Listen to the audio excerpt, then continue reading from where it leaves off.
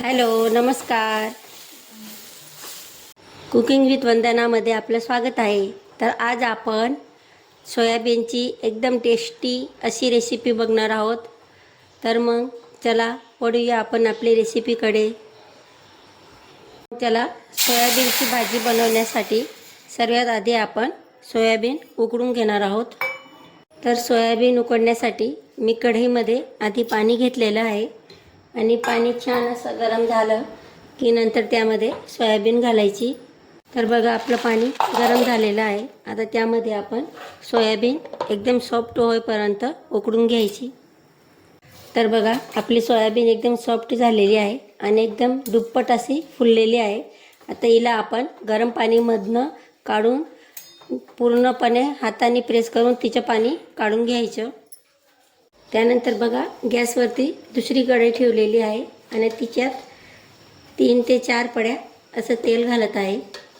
कारण आपण त्याच्यात जे कांदे कट केलेले आहेत त्यांना ब्राऊन करणार आहोत.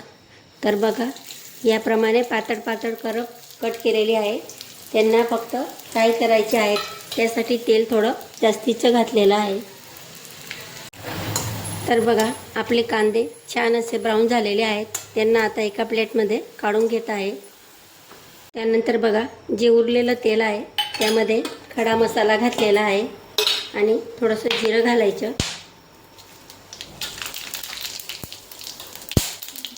त्यानंतर त्यामध्ये एक कांदा बारीक कट करून घालत आहे. कांदा छान असा सॉफ्ट झाला की नंतर त्यामध्ये आलं लसूणची पेस्ट घालायची. ही भाजी खूपच टेस्टी होते. ही भाजी जर तुम्ही खाल्ली तर नॉनव्हेजला सुद्धा विसरा अशी ही भाजी टेस्टी होते. तुम्हीसुद्धा ह्याचप्रमाणे ही भाजी करून बघा. आणि जर तुम्हाला बनवल्यानंतर ही भाजी आवडली तर माझी चॅनलला सबस्क्राईब करा आणि रेसिपीला शेअर लाईक करा. आपल्या आलं लसूणची पेस्टसुद्धा तेलात छान अशी परतून झालेली आहे. आता त्यामध्ये सुके मसाले करून घेणार आहोत. त्यात 1 चम्मच असं धना पावडर घातलेला आहे, 1 चम्मच अशी लाल मिर्च पावडर घातलेली आहे आणि 1/2 चम्मच असं हळद पावडर घातलेला आहे. यालासुद्धा तेलात छान असे परतून घ्यायचे. आपले मसाले जर तेलात छान असे परतवले गेले तर आपली भाजीला चव येतेच. कोणतीही भाजीच्या वेळेस मसाला परतवायला किंवा पाणी घालायला घाई करायची नाही. त्यानंतर त्यामध्ये 1 टमाटरची प्युरी घालत आहे. त्यानंतर बघा, आपण जे कांदे लाल ब्राऊन केले होते त्यांना एका मिक्सरच्या भांड्यामध्ये घेतलेले आहेत आणि त्यात 1 मोठा चम्मच अशी फ्रेश दही घातलेली आहे. दही ही फ्रेशच घ्यायची. आता आपण त्यांना मिक्सरमध्ये छान स्मूथ असं पेस्ट तयार करून घेणार आहोत. आता त्यामध्ये भाजीची चवीप्रमाणे सर्व मीठ मी आताच घालत आहे. आधी मीठ घालायचं, नंतरच आपण जे कांदा आणि दहीची पेस्ट तयार केलेली ती घालायची, जी करून आपली दही मसाल्यामध्ये फाटणार नाही. तर बघा, आता ती पेस्ट घालत आहे आणि आता या पेस्टला मसाल्यामध्ये छान असं एकजीव करून घ्यायचं. या टायमाला गॅसची आच एकदम कमी ठेवायची आणि त्याला छान असं मसाल्यासोबत एकजीव करायचं.